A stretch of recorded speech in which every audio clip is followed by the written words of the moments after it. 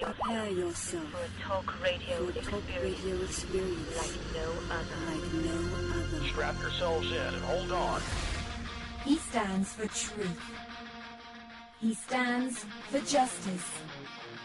He stands for what's right. This is the Alex Jones Show. Call Alex now, toll free, at 877-590-5525. Now live from Austin, Texas, here's Alex Jones. All right, we're back live, and I know we've got callers that have been holding, like Russell, as long as an hour. John, your calls are up next, but Mark in Austin says he disagrees, and so he'll go to the head of the line. He's probably going to tell me Hillary's conservative or something. Go ahead, Mark. You're on the air.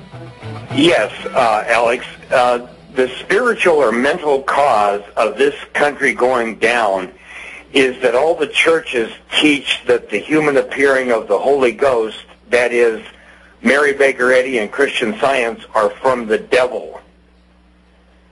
Well, look, sir, you don't really disagree with me. You're just having some, I guess, religious argument about, I guess, some lady was from some, Christian religious sect was sent to us and because we didn't follow her, we're in all this trouble.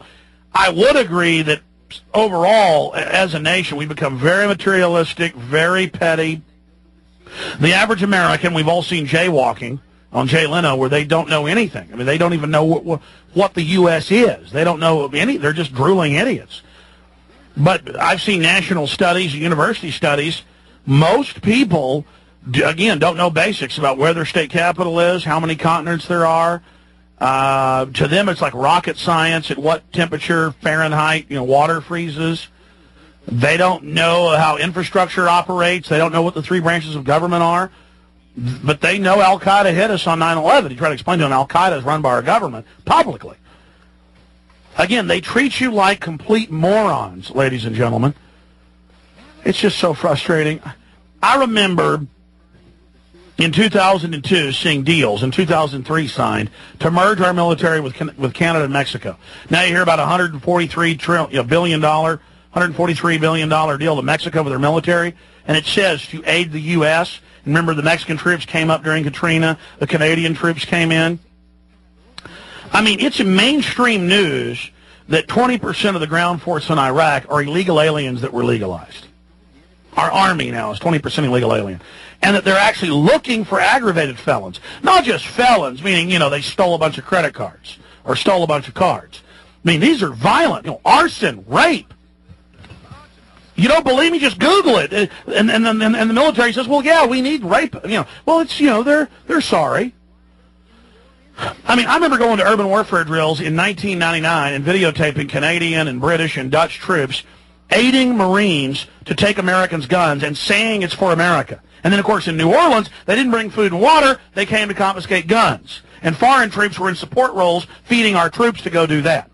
The FBI leading on flatback trucks thousands of troops to come into people's upscale homes and take their guns. Oh, you never saw that video? I mean, look at this. This is incredible. CanWest News Service, biggest private news service up in Canada, has put out, and it says, well, it was secret, and the government has kept agreements secret to use U.S. troops to quell, crises or disasters, and we're going to be used there. CanWest. Canada and U.S. agree to each other's troops in civil emergencies. The Northern Command, folks, when Judicial Watch sued to get the SPP documents, they sued to get the Security and Prosperity Partnership documents, and they got them. Northcom was running the meetings. We're run by Northcom. Northcom admits that the military designed the face-scanning cameras, the license plate reading cameras. For at least 10 years, this grid's been nationwide. These cameras on the highway, they're now, oh, by the way, they're for crime, too, not just traffic. Notice how they're putting divider lines up on all the major highways so you can't cut across? The military admits their entire job is dominating and controlling you. Now, does the average grunt know that on the ground? No. Our military works for the Fortune 500 who've set up a world government, and they use our governments to extract our wealth out of us via taxes. I don't know how else to get that message through to you, ladies and gentlemen. And these guys got a lot of chutzpah that are running our government. They've moved nukes into Ukraine and have been threatening Russia and helping overthrow nations around Russia. They've now stolen a third of Serbia and are trying to move troops in there, and Russia's threatening to attack us. And I've always attacked Russia. Russia's horribly corrupt and run by Putin and bad, but we're the bad guys in this. Our government's hired Al-Qaeda to attack the Iranians. That's admitted. The public can't even figure that out. They're literally drooling right now. You've got Al-Qaeda that attacked them, attacked the Serbs. When the Serbs fought back, they were evil and had to be attacked. We got the stories up on Infowars.com. Kurt Nimmo did an analysis with a bunch of old stories about it mixed in with the new one. The U.S. and Canada pin bilateral military plan under North American Union auspices. Can West reports U.S. agree to each other's troops in civil emergencies. And it says it scared Canadians because it was kept secret. Why did Prime Minister Harper keep it secret? Neither the Canadian government nor the Canadian forces announced an agreement, which was signed February 14th in Texas. And this just made it public. This is nothing new.